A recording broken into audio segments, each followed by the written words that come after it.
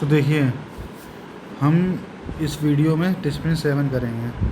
तो डिसिप्लिन 7 जो है आपका, ये under the industrial dispute act, how many days of notice is to be given to the workman by the employer in case of any changes to be made in service conditions in the 4th schedule. तो ये आपको पता है सबको 21 days का होता है, ठीक है।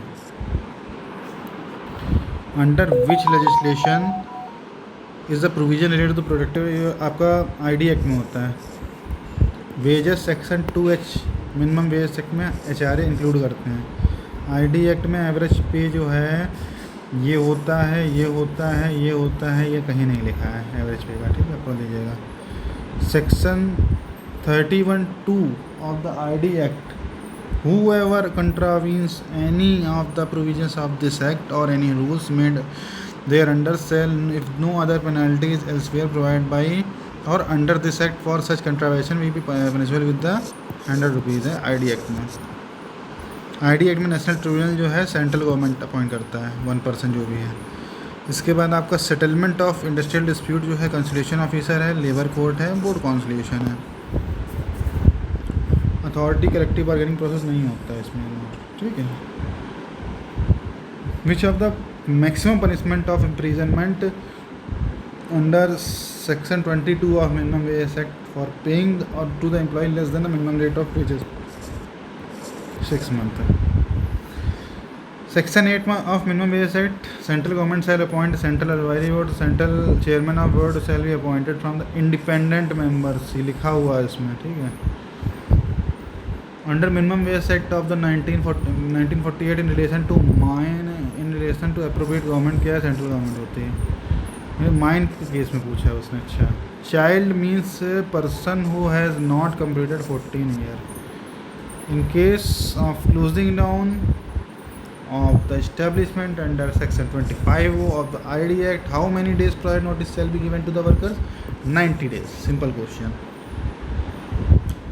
Section 3 subsection 3 of minimum wage act provide that the minimum rates of wage may be fixed for various category।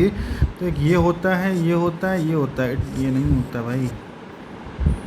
As per the section 20 of the minimum wage act, the government may by notification in official gazette appoint an authority to hear and decide।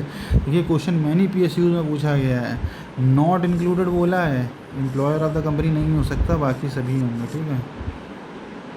Under which, ये unfair level schedule 5 में होती है। How many schedule centre इसमें है? 5 ही हैं, ठीक है।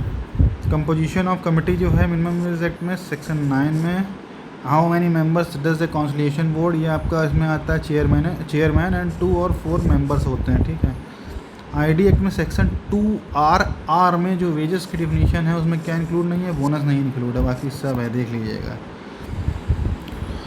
देखिए, what is the method for fixing of minimum rates of wages under section 5(1)(a)। तो एक कमेटी मेंबर होता है, कमेटी मेथड होता है एक,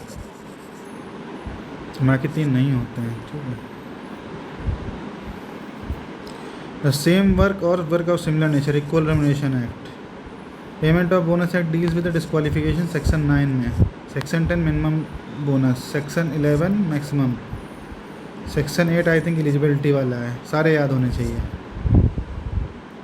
इक्वल रिम्यूनरेशन एक्ट में आपका payment of equal remuneration equal man women में इक्वल होना चाहिए।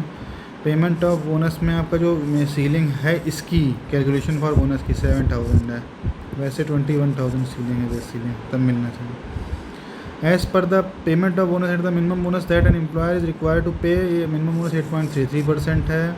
रिम्यूनरेशन आपका सेक्शन 2G में दिया गया इक्वल रिम्यूनरेशन एक्ट में, बहुत जल्दी थोड़ा पढ़ाऊँगा मैं क्योंकि इसमें बहुत लंबा वीडियो जाएगा। Minimum amount of bonus payable to an employee under the payment 8.33%, 100 whichever is higher. Equal remuneration act deals with the provisions of inspector, section 9 में इंस्पेक्टर है। पेमेंट ऑफ बोनस एक्ट में जो gross profit of an employer in case of banking company, schedule 1, non banking schedule 2। Section 10 subsection 1 of the Equal Remuneration Act imposes penalty with a simple imprisonment for a term which may extend to 1 month with fine may extend to 10,000। ठीक है, तो आज का video अपन यहीं तक करते हैं। Next video में कंप्लीट कर देंगे ये एग्ज़ाम पेपर।